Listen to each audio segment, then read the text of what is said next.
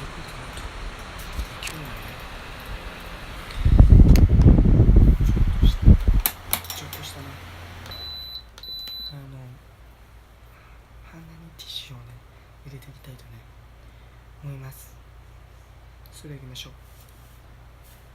アイフル。ということなのでね、これを鼻に詰めて口にしていきたいと思います。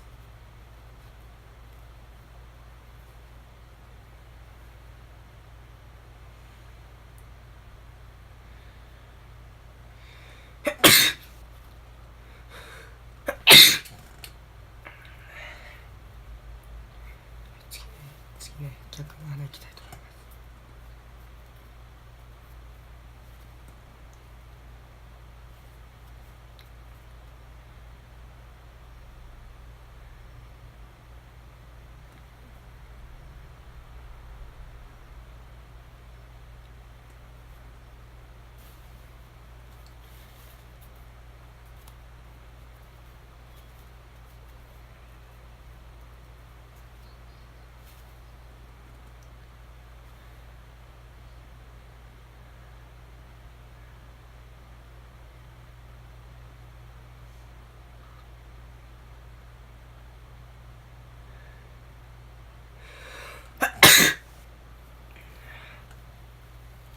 はい、ということでね、今日の早虫の動画でした。はい、ということでね、この動画が良かったと思えばチャンネル登録、高評価お願いします。